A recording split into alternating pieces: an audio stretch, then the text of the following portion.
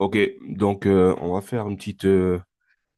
C'est quelque chose que j'ai appris en regardant un podcast sur Trader et il disait que avec son équipe, c'est un trader qui est millionnaire, qui est constant. Il disait avec son équipe tous les jours, ils font toujours un compte rendu, un petit briefing à la fin de la journée des bonnes opportunités qui se sont présentées dans le marché. Donc c'est ce qu'on va faire aujourd'hui. On va observer en fait ce qui s'est passé sur le marché de Londres parce que c'est plus nos heures clés par rapport à notre timing. La France. Et on va voir, on va commencer sur Euro USD, on va faire GBP USD. On va déjà commencer par GBP USD parce que c'est le trade qu'on a pris aujourd'hui. Et franchement, il était assez simple, hein, parce que je m'attendais déjà à ce que le marché fasse un retour vers le bas. On a fait l'analyse hier soir, je l'ai posté sur YouTube. Et en fait, lorsqu'on s'est réveillé, on a vu justement, on avait cette configuration qui est assez simple à comprendre. C'est un M avec une prise de liquidité. Donc, la première jambe du M, il est ici. Donc voilà, on va tirer un trait ici. Donc ça a pris de la liquidité. On est sur 5 minutes, hein. Ensuite, on voit qu'on a une petite confirmation autoroute et le marché commence à descendre. Nous, on est arrivé vers ici. Je me rappelle, je venais juste de me réveiller. Je regardais vite fait le 30 minutes. Je regardais vite fait le 5 minutes et le 15 minutes pour faire ma décision. J'ai vu le inside bar. Je me rappelle encore sur 15 minutes, sur 30 minutes. Parce que c'était environ ici, en fait, quand cette bougie, en fait, elle s'apprêtait à se clôturer. J'ai vu cette configuration et du coup, on est rentré quelque part. On est rentré justement juste ici et on a eu, en fait, on a eu le plaisir, en fait, d'avoir un mouvement à la baisse. Donc, le stop loss, il était au-dessus ici et le TP de base, il était un peu plus bas. Mais après, bon, je me suis dit, on prend 1005. Donc, c'était environ quelque chose comme ça, je crois, je m'en rappelle plus. Et on a pris ça parce que 1-1, c'était là. On a risqué 2000 dessus, mais on a pris moins. On est sorti, je crois qu'on est sorti quelque part ici à 1006. OK? Mais en fait, la configuration était simple. Lorsqu'on regarde sur 15 minutes déjà, on voit bien, hein, on a un M, première jambe du M. On voit, c'est autoroute, le marché descend. Après la manipulation, inside bar, les deux bougies là, inside bar. Et après ça, boum, il commence à descendre. Sur 5 minutes, pareil. On voit la configuration, elle est nette, elle est très simple à suivre. Donc, ça, c'était pour aujourd'hui sur GBP USD. Maintenant, on va basculer sur Euro USD. On voit pareil, une configuration très similaire. On a une forme d'accumulation qui se fait ici. Ensuite, à l'ouverture de Londres, le marché fait une manipulation et il change de direction. On va déjà aller sur 15 minutes et voir quel type de pattern qu'on a. On a une bougie englobante plus une bougie à gaine juste ici. Donc ici, par exemple, on aurait pu juste prendre cette bougie, la bougie blanche, l'encadrer avec le gaine et rentrer à 50% ici. Ça fait une belle petite position.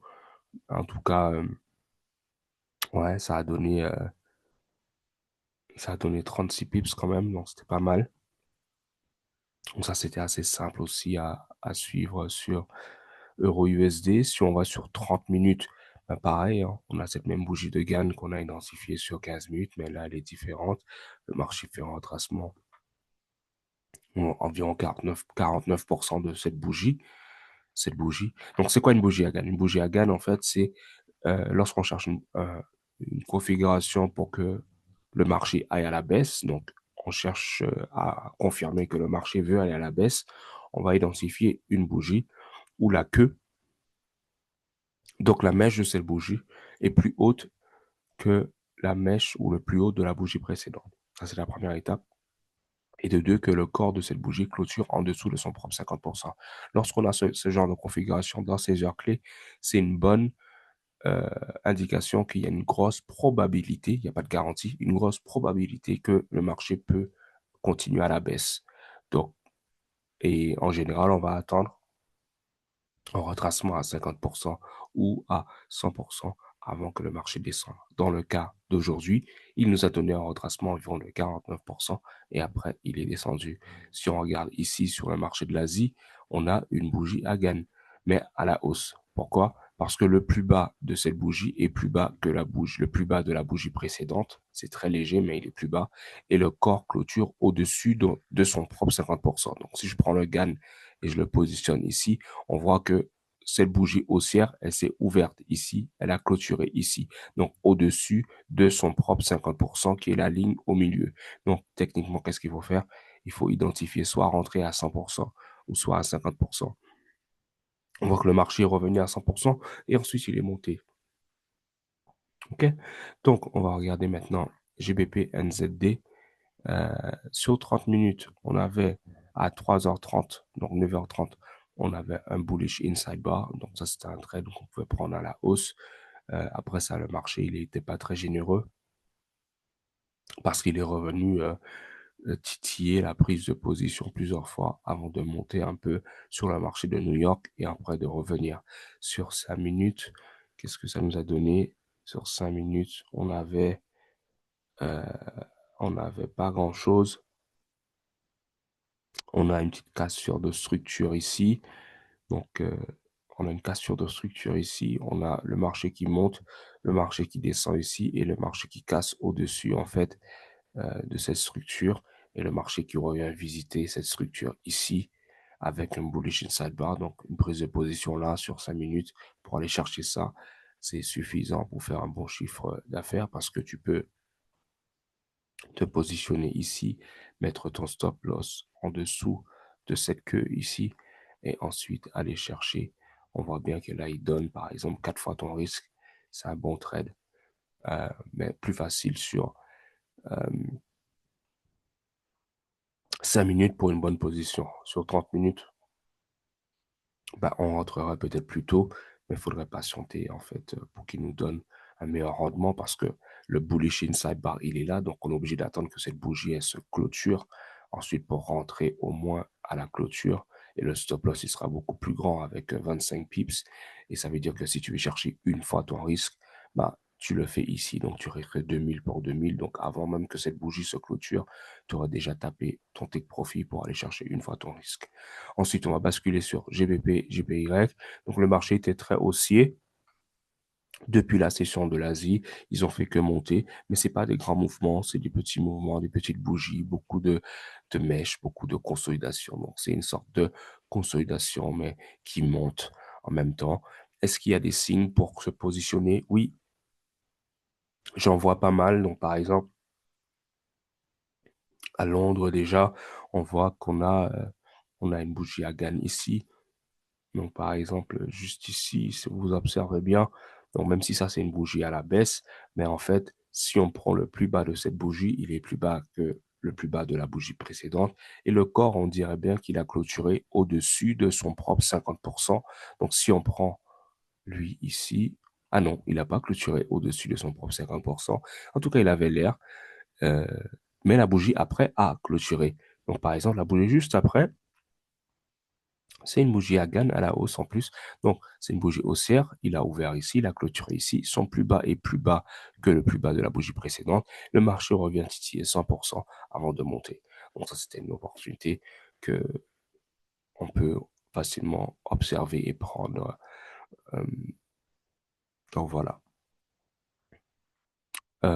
Sur GBP CAD, qu'est-ce qu'on avait vers 3 heures du matin? Donc, 3 heures du matin, c'est ici. On a une bougie de gain à la hausse. Donc, celle-là, c'est sûr, c'est une bougie à gain. Pourquoi? Parce qu'on a le plus bas de cette bougie est plus bas que le plus bas de la bougie précédente et le corps il clôture bien au-dessus de son propre 50%. Donc, on prend la bougie, on la mesure, OK? Et on voit bien le 50%, il est là. Même si c'est une bougie à la baisse, il s'est ouvert ici, mais la clôture est au-dessus. Donc, après ça, l'autre bougie fait un retracement de plus de 50%, ce qui est largement assez pour nous, pour qu'on puisse se positionner à la hausse environ ici et mettre notre stop loss au 100% et aller chercher au moins une fois notre risque, ce qui représente ça. Donc, ça veut dire que à la clôture de cette bougie, on aurait déjà tapé le TP. Donc, c'était aussi une bonne opportunité. Et le maximum il aurait donné sur cette opportunité, c'est 2,27 fois, 26 fois le risque. Ensuite, on va basculer sur EuroJPY. Je ne sais pas si vous avez vu, mais hier soir, j'ai fait une analyse sur EuroJPY. Elle est juste ici sur YouTube. Regardez où j'avais prédit, le prix il était là, j'avais prédit que le marché il allait monter. Et on voit bien qu'aujourd'hui, bah, depuis mon départ, bah, il a suivi en fait ma ligne, comme par magie. Et ensuite, il n'est pas encore arrivé à ma destination de prise de liquidité, mais par rapport à cette analyse, on aurait pu faire des sous aussi. On avait quoi? On avait Inside Bar à la baisse à l'ouverture de Londres qui s'est fait annuler avec une englobante. Ensuite, on avait Autoroute à la baisse qui s'est fait annuler par Inside Bar à la hausse. Inside Bar à la hausse qui devient aussi une bougie Gann. Pourquoi? Parce que le plus bas de cette bougie est plus bas que le plus bas de la bougie précédente. Et ça, c'est une bougie haussière qui s'ouvre ici et qui se clôture au-dessus de son propre 50%. Donc là, par exemple, on fait ça, on fait ça. On voit bien qu'il a clôturé au-dessus de son propre 50%. Le marché semble revenir à 50% du 50%, donc à 25%. Il fait un retracement de 25. Donc ici, donc ça aurait été une bonne prise de position juste ici. Et le stop loss, il aurait été au moins à 100% ici. Et on voit bien qu'il a donné énormément, 9 fois le risque minimum. On dirait même plus, peut-être 11 fois. Voilà, on dirait 11 fois le risque au total. Donc, il y avait assez pour prendre de l'argent sur l'euro JPY. Ensuite, JBP, JPY, on avait une analyse qui disait lorsque la prise de liquidité ici, de chercher à prendre un trade en sell. Donc, ce qu'ils ont fait, c'est qu'ils ont explosé. Ils ont été chercher cette liquidité plus cette liquidité. Donc, du coup, et ils l'ont fait sur le marché de l'Asie. Donc, c'était mort. Après, nous, on travaille sur Londres. Et après, sur Londres, il n'y avait pas grand-chose pour nous. Parce que, voilà, quoi, il n'y a pas... on a ces inside bar ici. Le marché descend. Et ça donne cette opportunité à la baisse. Ensuite, on a USD JPY. USD JPY. Je crois que j'ai fait une analyse dessus, je suis pas sûr. Sans vérifier vite fait. Ouais, j'ai fait une analyse dessus le 1er février. Nous sommes le 3, donc non, c'est mort. Ah, si, le 1er février, j'ai fait une analyse dessus. Laisse-moi faire une vérification vite fait de l'analyse.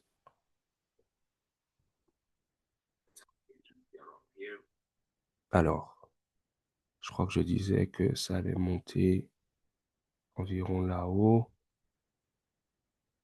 C'était quel prix? C'était 155 711. Donc, 155 711. Et en fait, ça, c'était, cette ligne, en fait, c'est une ligne que j'ai mis hier soir. Parce qu'en fait, j'ai refait une analyse par rapport à ce qui s'est passé le 2 février. Et en fait, en plaçant mon Fibonacci de là à là, bah, ça me disait que le 38, il était là. Le 138, il était là. Donc, j'ai placé une ligne ici. Et c'est ces opportunités qui sont venues donner aujourd'hui. En fait, le marché, il a utilisé cette logique pour prendre de la liquidité. Mais juste avant, en fait, on voit, ils ont fait de la consolidation. Ils ont créé un petit pivot. Ils sont descendus. Ensuite, ils l'ont pété. Donc, on aurait pu utiliser encore le Fibonacci pour rentrer avec précision en faisant ça et rentrer au 38 ici. Et en plus, sur 15 minutes, on voit qu'on a un bearish inside bar ici, sur 5 minutes aussi, juste ici. Donc franchement, sur New York, il a donné une bonne opportunité à 7 fois le risque. Sur le marché de Londres, c'était assez facile, je ne vais pas mentir. Pourquoi? Parce que on a des plus bas qui sont ici. Et ensuite, le marché de Londres, il monte, il casse la structure à la hausse. Donc, ils font une prise de liquidité à la hausse. Et ensuite, ils font une prise de liquidité à la baisse. Donc, en général, quand ils prennent la liquidité, c'est ils veulent aller dans la direction opposée. Donc là, on voit à l'ouverture de Londres, ils prennent la liquidité à la hausse pour tout de suite, en fait, venir prendre la liquidité à la baisse et changer la direction. Donc, s'ils prennent la liquidité à la hausse, bah, ils veulent aller à la baisse. S'ils prennent la liquidité à la baisse, ils veulent aller à la hausse. Donc là, par exemple, lorsqu'on est sur 5 minutes, on voit dès qu'ils ont pris la liquidité, ils ont fait une bougie à gamme. Donc c'est une bougie baissière, mais regardez, le plus bas est plus bas que le plus bas de la bougie précédente. Et le corps clôture bien au-dessus de son propre 50%. Juste ici. Donc juste ici, là, bam. Et ensuite, le marché retrace 50% et il repart. Ensuite, si on rate cette opportunité, ben, on peut attendre justement qu'il casse le plus haut ici, cassure de structure. Et ensuite, attendre que le marché retrace et à l'englobante ici, prendre un trade à l'achat, tout simplement. Break and retest, tout simplement. Et voilà, ça redonne une bonne opportunité sur le marché de Londres. On va finir avec 4 JPY. 4 JPY assez similaire que USD JPY. À l'ouverture de Londres, ils viennent chercher de la liquidité ici. Ensuite, ils viennent créer de la consolidation. Euh, Ensuite, reprendre de la liquidité ici pour aller ensuite dans la direction opposée. Prendre de la liquidité dans la direction opposée ici. Et ensuite, changer la direction avec un W. Donc, il n'était pas simple, il était chiant. Ça, c'est chiant parce que c'est beaucoup de consolidation. C'est pas de mouvement direct. Le mouvement direct, il arrive ici. Un peu de consolidation, mouvement direct. Un peu de consolidation, mouvement direct. Et après, il refout du bordel encore sur le marché des États-Unis. Donc voilà, je ne vais pas rester longtemps. C'est toutes les opportunités qu'on avait sur toutes les devises qu'on observe. Je vais finir avec le gold. Donc le gold dans la nuit, on va pas regarder l'Asie, on va regarder juste Londres et les États-Unis. Alors, sur 5 minutes, vite fait, on avait une zone de demande qui était très facile ici. Et voilà, c'était, c'était l'opportunité la plus simple. Le marché est venu la retester. Bullish inside bar, autoroute. Il a donné 2 fois. Et c'était ça, hein. C'est très simple. Voilà. Donc, on finit avec ça. Merci d'avoir pris le temps de regarder. Passez une bonne soirée.